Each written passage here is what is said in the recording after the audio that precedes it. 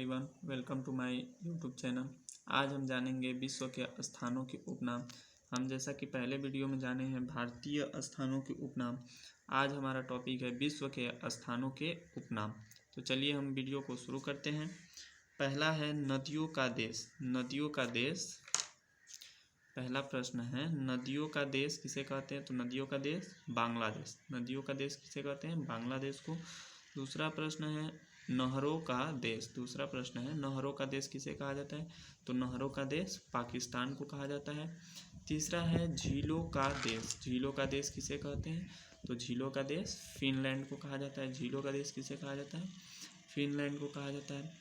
उसके बाद है चीनी का कटोरा, यानी चीनी का कटोरा किस देश को कहा जाता है? तो चीनी सबसे ज़्यादा क्यूबा में मिलता है, इसीलिए इसे चीनी का कटोरा कहा जाता है। तो किसे कहा जाता है? क्यूबा, जो कि एक देश है।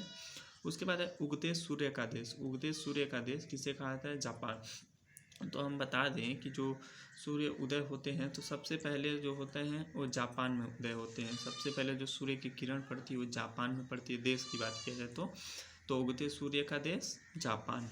उसके बाद है संसार की छत। इसको इंग्लिश में कहते हैं रूफ ऑफ द वर्ल्ड।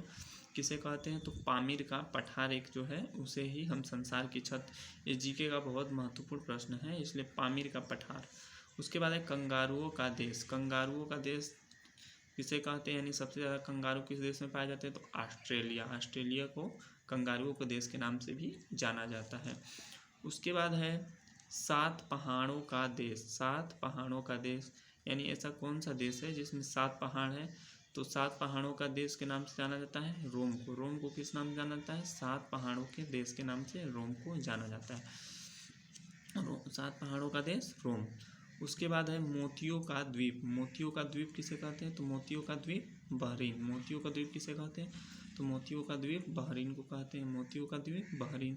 उसके बाद है नील नदी का वरदान। नील नदी का वरदान किसे कहते हैं? तो नील नदी का वरदान जो होता है मिस्र, जिसको इंग्लिश में कहते हैं इजिप्ट। इंग्लिश में इजिप्ट, यानी नील नदी का वरदान किस नदी को कहा, किस देश को कहा जाता है? तो मिस्र देश को।